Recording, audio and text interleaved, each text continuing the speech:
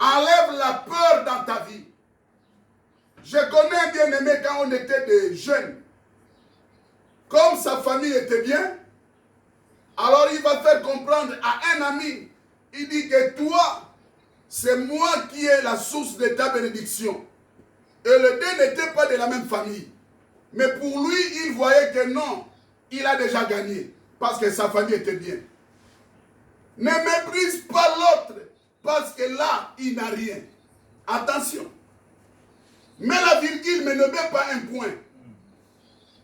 Parce que c'est le temps qui détermine la position de quelqu'un.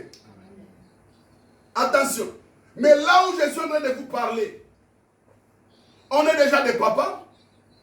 Le bien-aimé que lui disait que non, je vais t'aider, je vais te lancer dans la vie. Mais le bien-aimé se porte bien. Le bien-aimé est marié, père des enfants. Il vit bien. Il fait l'œuvre de Dieu bien. Mais l'autre tâtonne comme cela n'est pas permis. Pourquoi? Il avait mis confiance à ses parents. Mais les parents sont morts. Et maintenant, il y a un grand problème. Ils discutent maintenant l'héritage. Mais or que l'autre, il s'en sort par rapport à ses propres efforts. Mais il vit très bien. Il y a cela quelques années, je lui ai rappelé. J'ai dit, est-ce que tu te souviens de ce que j'avais parlé? J'étais contre de ce que l'autre avait dit. J'étais encore jeune, mais Dieu m'avait donné une connaissance au-delà. Je dis non, on ne dit pas ça. Qui te dit que c'est toi qui seras bien plus que lui? Comment toi tu es en train de déterminer déjà sa vie avant le temps? Il avait mal pris ça, mais aujourd'hui, ils m'ont donné raison. Alors je dis à quelqu'un, enlève la peur. Ne compte sur personne, compte sur Dieu. La Bible dit, dans le livre de Luc 12, verset 4, c'est mieux de craindre celui qui tue le corps et l'âme que de craindre celui qui tue rien que le corps, mais il ne peut pas tuer l'âme. C'est là où il y a des problèmes. Et dans le livre de Jérémie 17, versets 5 à 8, j'ai vraiment aimé ça. La Bible dit, maudit l'homme qui se confie dans l'homme. On va lire ça rapidement. Donc c'est pour montrer à quelqu'un qu'aujourd'hui, mets ta confiance à Dieu. Après ce que Dieu a fait dans ta vie, sois derrière lui, tu ne seras pas déçu. Tu ne seras pas déçu. On va nous lire cela. Jérémie chapitre 17, le verset 5, la Bible dit. 5 à 8. Ainsi parle l'Éternel. Maudit soit l'homme qui se confie dans l'homme, qui prend la chair pour son appui et qui détourne son cœur de l'Éternel. Il est comme un misérable dans le désert et il ne voit point arriver le bonheur. Il habite les lieux brûlés du désert, une terre salée et sans habitants. Béni soit l'homme qui se confie dans l'Éternel, et dans l'Éternel est l'espérance. Il est comme un arbre planté près des eaux, et qui étend ses racines vers le courant. Il n'aperçoit point la chaleur quand elle vient, et son feuillage reste vert. Dans l'année de la sécheresse, il n'a point de crainte, et il ne cesse de porter du fruit. Je pense que tu as compris. Le verset 7 dit, béni soit l'homme qui se confie dans l'Éternel, et dont l'Éternel est l'espérance. C'est notre espérance, c'est Jésus-Christ. La Bible dit, celui qui a Jésus a la vie. Mais celui qui n'a pas Jésus n'a pas la vie. Alors la Bible dit, maudit soit l'homme qui se confie dans l'homme. Enlève ta confiance à un homme. L'homme peut te faire du bien aujourd'hui, mais demain il peut te déshonorer, t'oublier. Alors le verset 9, le verset 8 autant pour moi. Il est comme un arbre planté près des eaux et qui étend ses racines vers le courant. Il n'aperçoit point la chaleur quand elle vient, et son feuillage reste vert. Dans l'année de la sécheresse, mes chers bien-aimés, écoute bien la parole de Dieu. Pendant les moments des années difficiles, pendant le temps difficile, il n'a point de crainte et il ne cesse de porter du fruit. Nous sommes au temps de la pandémie, confinement, Covid-19. On est en train de parler d'un virus. Mais pendant ce temps, la Bible dit clair. Il n'aperçoit point la chaleur quand elle vient. Même si les autres pleurent, mais toi tu restes inchangeable. Tu restes dans ta position. Pourquoi? Tu comptes sur Dieu. Tu ne comptes pas sur un homme. Tu ne regardes pas le rythme de ce que les gens parlent. Mais toi, tu regardes ce que Dieu te dit de faire. Voilà pourquoi la Bible dit, tu es comme un arbre et son feuillage reste vert. Dans l'année de la sécheresse, il n'a point de crainte et il ne cesse de porter du fruit. Même pendant le temps difficile, tu vas toujours manger. Tu seras toujours secouru. Mes chers bien-aimés, ça c'est un temps. Beaucoup de gens sont en train de pécher dans leur langage. J'ai rencontré beaucoup d'amis dans le ministère. Mais vous allez constater, le langage a changé. Et beaucoup ont gardé temps auprès de leurs brebis fidèles que Dieu les a donnés. Pourquoi? Parce qu'ils ne se manifestent pas. Mais moi je pense que si Dieu qui t'a envoyé dans la mission, Dieu prendra soin de toi. Même pendant le temps difficile. Nous sommes en train de passer un temps difficile. Celui qui est en train de jouer à la batterie, c'est mon fils. Obed, lève-toi. À l'âge de 2 ans, je dis bien 2 ans, cet enfant, prends place, cet enfant était tombé dans la fosse septique, au moins de 5 mètres, lui et son frère, l'enfant de son oncle. Les deux, ils vont tomber ensemble. L'autre tombe de l'autre côté, lui aussi de l'autre côté. Mais il y a leur maman, la maman de son frère, qui était en haut, au premier niveau. Elle dormait, mais il y a quelque chose qui montait en elle. Ouvre la fenêtre. Je dis bien à l'âge de 2 ans. Ouvre la fenêtre et regarde. Il y avait n'importe quoi dans la fosse. Il y avait la merde. Mais écoutez le témoignage. À l'âge de 2 ans, avant que cet enfant y tombe, sa maman était à la maison et moi je devais voyager le jour en question. Mais à la veille, il y a une maman de l'église qui va perdre sa petite soeur au pays. Alors elle m'a demandé, j'ai dit non, ça c'est vraiment évident. Prends ma place, voyage. Moi je vais aller peut-être après 2 jours. Donc si je voyageais le jour en question, ça devait être un problème. Les gens devaient dire que non, j'ai sacrifié l'enfant. Alors pendant que le scène passait, j'étais à l'aéroport pour accompagner la maman qui voyageait. Derrière moi, la maman était à la maison. L'enfant était chez son oncle. Et les 2 jouaient, ils vont tourner derrière, là où il y avait la fosse. Il y avait une tôle qui n'était pas vraiment solide. Les enfants vont marcher sur la tôle et les 2 vont tomber. L'eau, c'était jusqu'ici. Écoutez, pendant que sa maman était à la maison à l'intercession, voilà pourquoi nous devons avoir la révélation de l'Éternel. Sois à l'écoute. photo de l'enfant et le Saint-Esprit était maintenant en train de lui parler. Mais tu ne vois pas que l'enfant là est déjà mort. La tristesse montait maintenant en elle. Elle avait maintenant l'envie de pleurer. Mais pendant tout ce temps, elle a compris que non, ça ne vient pas de Dieu. Elle a commencé à prier pour son fils. Pendant qu'elle priait, l'enfant est tombé là-bas. Mais un enfant de 2 ans, il s'est grippé sur, je ne sais pas trop, un bois qui était là. Mais comment l'enfant de 2 ans peut avoir le réflexe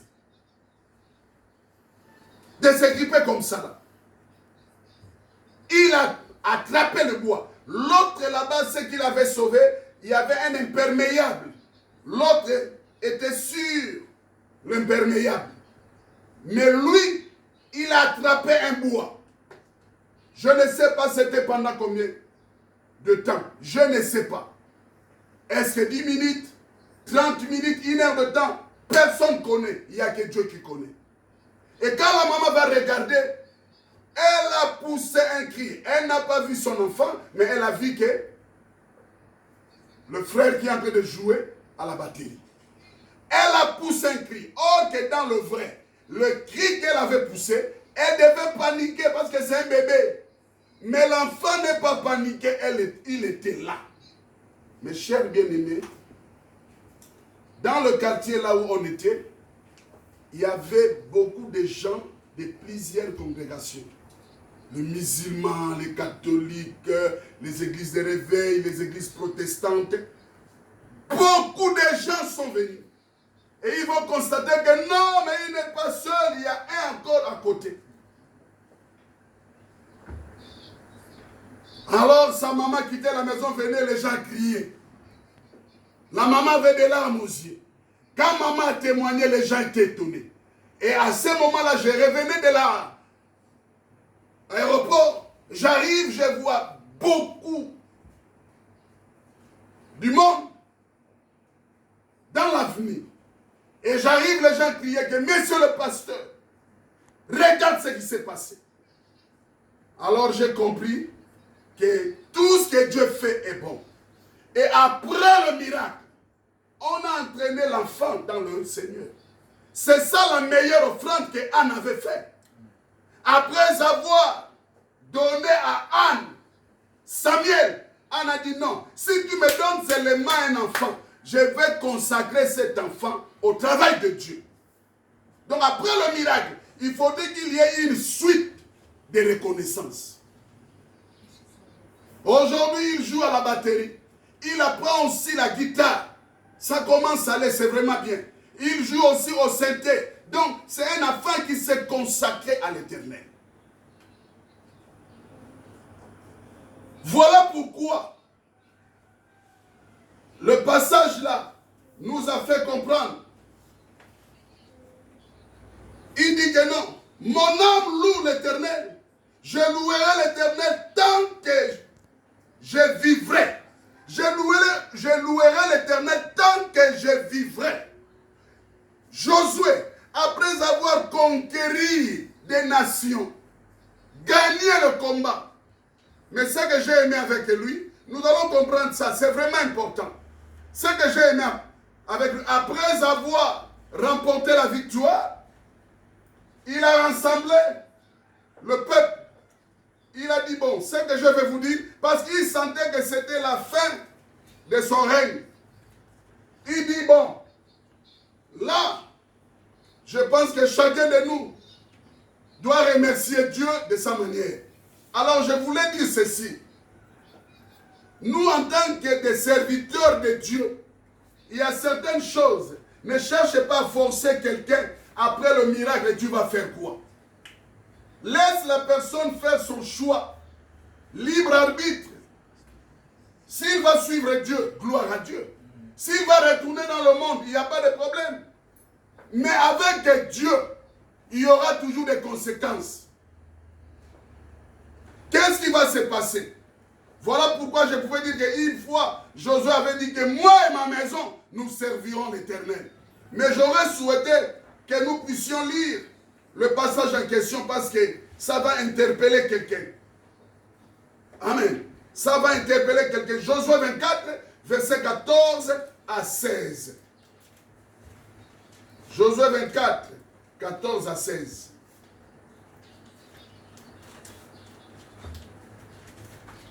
Josué chapitre 24, de 14 à 16, la Bible dit. Maintenant, craignez l'Éternel et servez-le avec intégrité et fidélité. Faites disparaître les dieux qu'ont servi vos pères de l'autre côté du fleuve et en Égypte et servez l'Éternel. Et si vous ne trouvez pas bon de servir l'Éternel, choisissez aujourd'hui qui vous voulez servir, ou les dieux que servaient vos pères au-delà du fleuve, ou les dieux des Amoréens dans le pays desquels vous habitez. Moi et ma maison, nous servirons l'Éternel.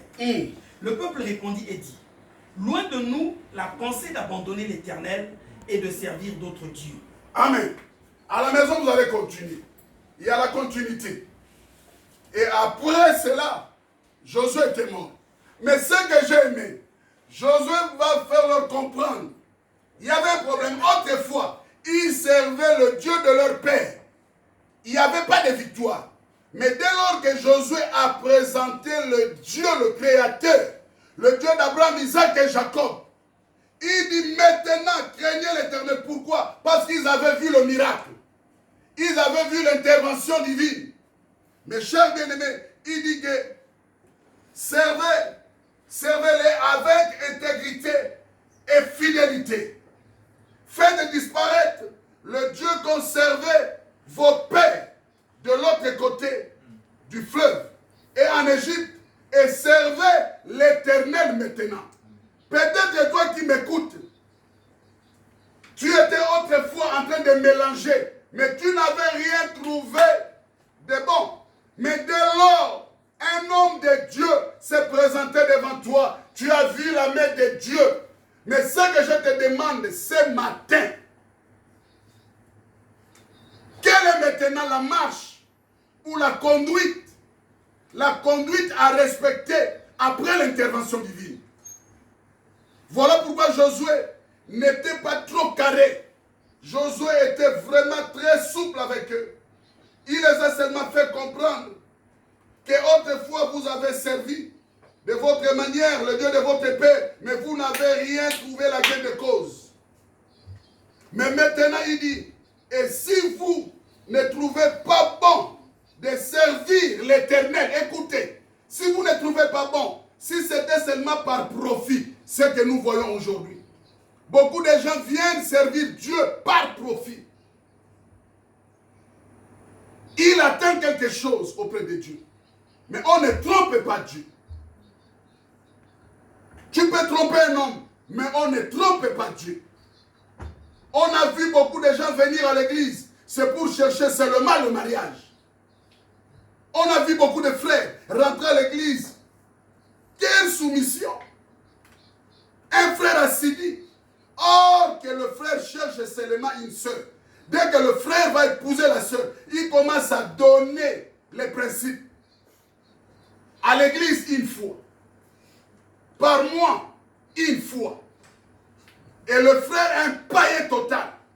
La sœur qui était engagée, qui était chante, qui était protocole, qui était modératrice, qui était dans l'intercession. Mais la sœur s'est refroidie. Les gens qui viennent par intérêt, mais ça leur rattrape. Mais là, il dit clairement, parce qu'il savait, il va leur dire que non, j'ai aimé ça. Il a dit, choisissez aujourd'hui qui voulez-vous servir. Il était clair, parce que lui savait que non, moi je vais mourir avec Dieu. Mais je ne sais pas ce que vous pensez, malgré tout ce qu'il a fait. Ou le Dieu que servaient vos pères, au-delà du fleuve, ou le Dieu des Amoréens, dans le pays desquels vous habitez. C'était une question d'apprendre ou à laisser. il était clair. Ce n'était pas une obligation.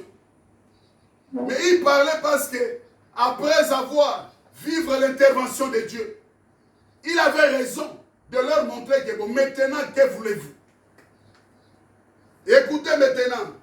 Il va leur dire maintenant par rapport à sa réponse. Parce que tu ne peux pas poser une question et toi-même, tu vas te réserver par rapport à ta réponse. Il va leur dire, moi et ma maison, nous servirons l'Éternel.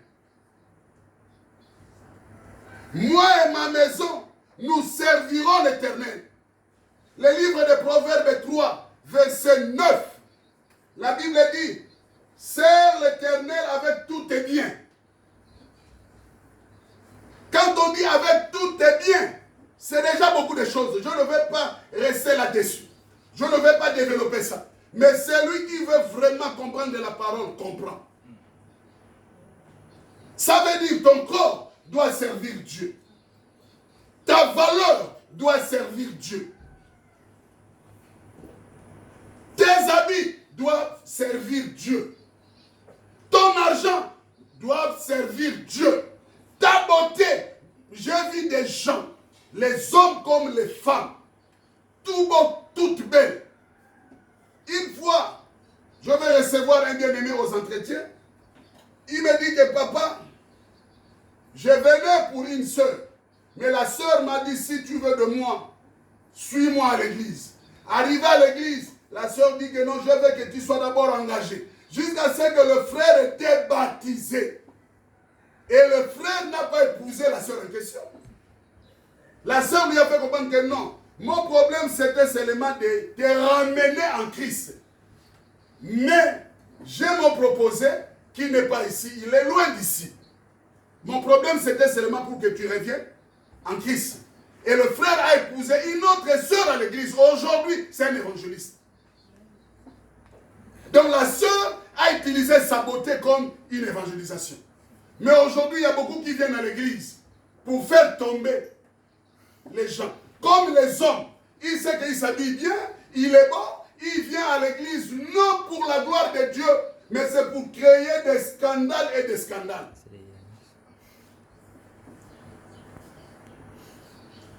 Proverbe 3, 9, la Bible est claire, il dit que honore l'Éternel avec tes biens.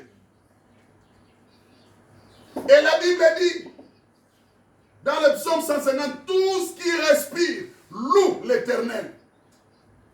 Mes chers bien-aimés, on n'a pas assez de temps, mais écoutez maintenant, après avoir parlé, la réponse du peuple.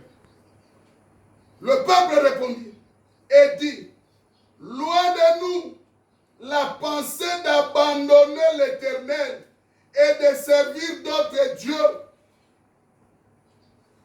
Car l'Éternel est notre Dieu. C'est lui qui nous a fait sortir. Ça, c'est la gratitude. Mais aujourd'hui, nous sommes au temps des ingrats. Il y a beaucoup qui sont ingrats. Je le dis chaque jour. Je dis à un pasteur hier, j'ai dit prêchons la parole. Il y a un nombre de personnes. Si la parole rentre bien, tu ne seras pas déçu. Ils ont montré leur gratitude, mais non, mais c'est celui qui nous a fait sortir. Comment on va lui tourner le dos? Parce que c'est lui qui nous a fait sortir. Ça, c'est la gratitude. Mais combien de gens, après avoir vu la main de Dieu, ils tournent le dos? Vous poussez aux hommes de Dieu de passer à la télévision, à la radio, dans des réseaux sociaux, parler qu'amener les offrandes, on va payer l'église. Il y a beaucoup d'églises qui sont fermées parce qu'il y a plein d'ingrats. Or que c'est lui qui est reconnaissant. Qu'est-ce qu'il va dire? Non. C'est là où j'ai trouvé la gloire. Toi, homme de Dieu, tu n'as pas besoin de demander. Je demande à personne. Mais l'église est chaque jour payée. Chaque fin du mois, on paye l'église. Même ma famille, j'étais étonné. Je n'ai rien demandé à ma famille. Ma femme est témoin. Je n'ai rien demandé. Mais j'ai compris un jour, la famille m'appelle pour me dire que, mais vous faites comment pour payer l'église? J'ai dit, Dieu prend en charge. Il y a des gens qui ont compris la vision. Vous êtes tous bénis là où vous vous retrouvez. Au nom de Jésus-Christ. La famille m'a fait comprendre. Ma grande soeur, mon grand frère, les enfants, ils ont dit que non, nous aussi on va rentrer dans cette révélation. Je les ai dit, vous avez compris. Si Dieu fait quelque chose dans la vie de chacun de nous, au retour, ça ne sert à rien qu'on te demande. Sois reconnaissant. Jérémie 17, verset 4.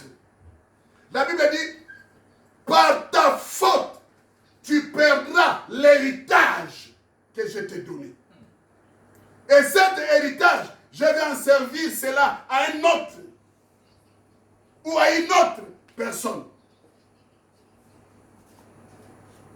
C'est là le temps de savoir, après avoir écouté la bonne parole, après avoir témoigné la grandeur de Dieu, mais quelle est ta réaction maintenant? Quelle est ta position maintenant? Si ce n'est qu'insulter les hommes de Dieu, si ce n'est qu'insulter l'église, si ce n'est que dire que ah, si ça se ferme, il n'y a pas de problème. Nous, on a notre vie, nous, on a notre travail. Mais c'est désolant. Si Josué parlait, parce qu'il savait que dans ce monde, il y a toujours des ingrats. Il a parlé pour que ça ne soit pas une obligation. Non. Il les a fait comprendre que moi et ma maison, nous servirons l'Éternel. Parce que ce que je vis, je ne peux pas changer. Voilà pourquoi je vous ai donné plein de témoignages ici. Après le miracle, ils sont derrière l'Éternel. Et depuis qu'ils sont derrière l'Éternel, il n'y a qu'un changement du jour au jour. C'est ça, la marche avec Dieu. Ils ont répondu, car l'Éternel est notre Dieu. C'est lui qui nous a fait sortir du pays d'Égypte, de la maison de servitude. Nous et nos pères, c'est lui qui a opéré sous nos yeux ces grands prodiges et qui nous a gardés pendant toute la route que nous avons suivie et parmi tout le peuple au milieu desquels nous avons passé. Il a chassé devant nous tout le peuple et les Amoréens qui habitaient ces pays. L'Éternel a délogé tous les systèmes qui t'empêchaient de vivre la main de Dieu. Il t'a délivré. Il t'a guéri. Vous savez, le mois de décembre, ou bien l'an 2019, pour arriver à l'an 2020, il y a eu combien de morts? Il y a eu combien d'accidents? Il y a eu combien de problèmes? Peut-être toi aussi, tu étais dans la liste de celles-là qu'on devait manger dans la sorcellerie. Mais la main de Dieu était sur toi. Il t'a fait échapper dans le lot de ceux-là qui devaient mourir. Mais maintenant, quelle est ta marche? Quelle est ta position? Après tout ce que Dieu a fait derrière toi.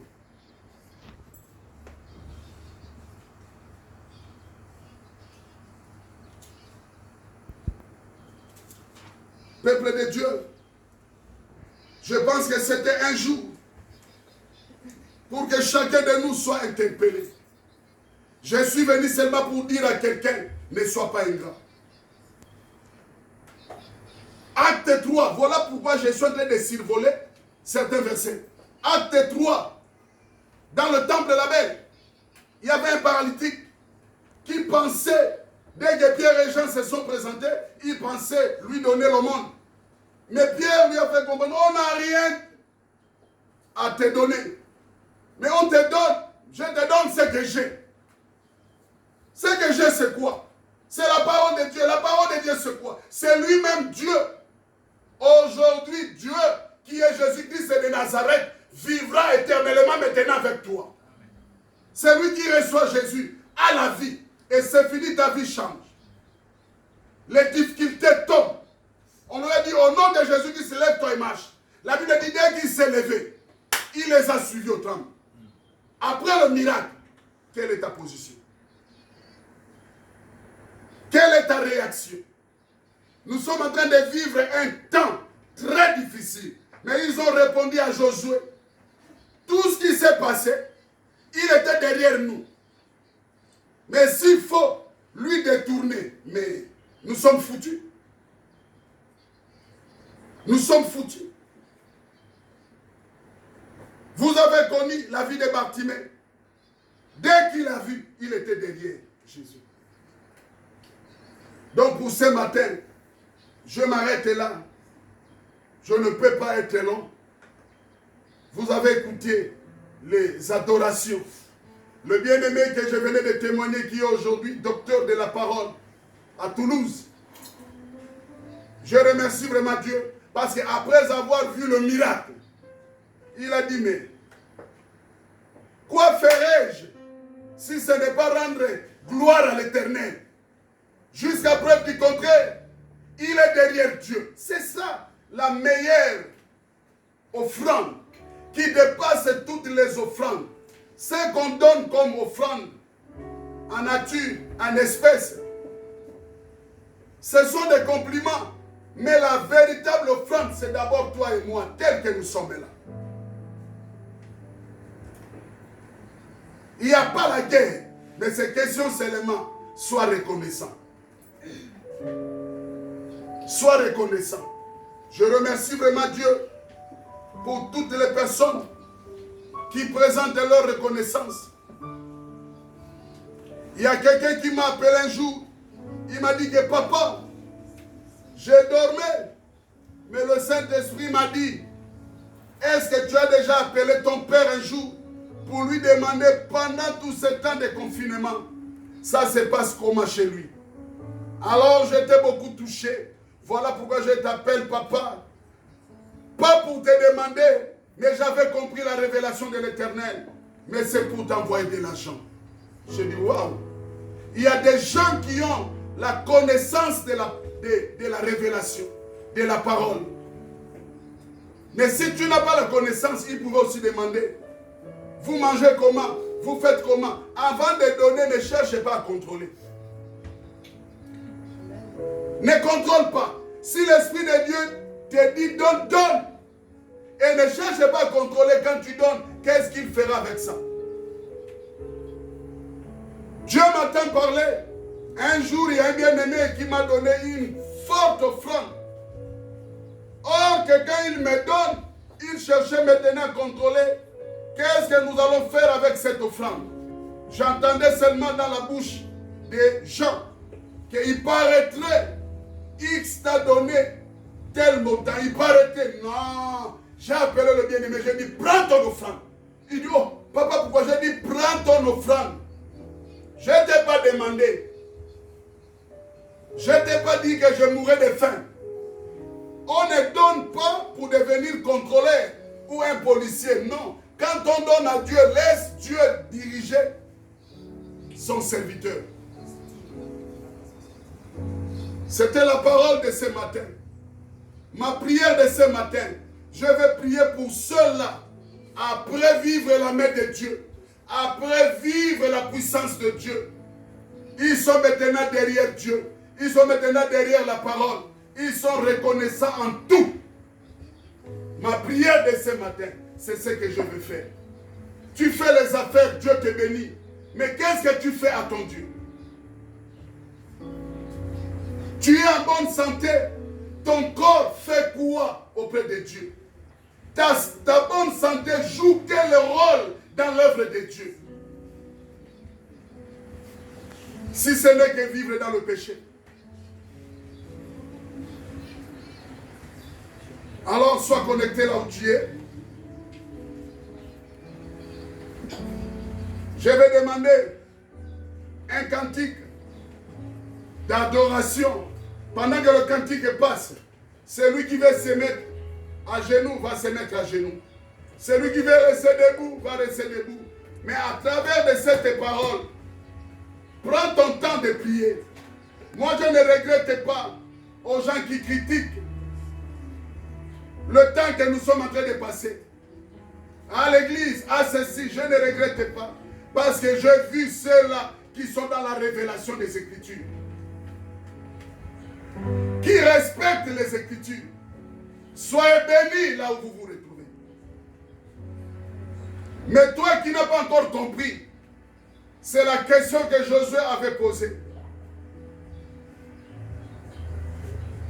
Que veux-tu faire? Suivre Dieu, dire merci à Dieu ou bien tu veux retourner dans le monde? C'est à toi de choisir. Au lieu de venir encombrer l'église, au lieu de venir ajouter le nombre là où il ne fallait pas, retourne dans le monde. Peut-être un jour tu vas comprendre que tu vas revenir. Josué parlait avec certitude. Mais il parlait à un peuple qui avait compris. Voilà pourquoi le peuple dit non. Tout sauf ça. Nous ne sommes pas des ingrats.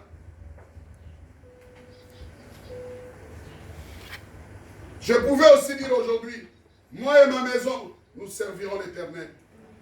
Tel que nous sommes là, peut-être 10 personnes, c'est les gens de la maison. Je vous dis vrai. Peut-être vous allez dire, mais ces gens, cela viennent de nous. Non, c'est les gens de la maison. Tout le monde dans la maison est serviteur, servante.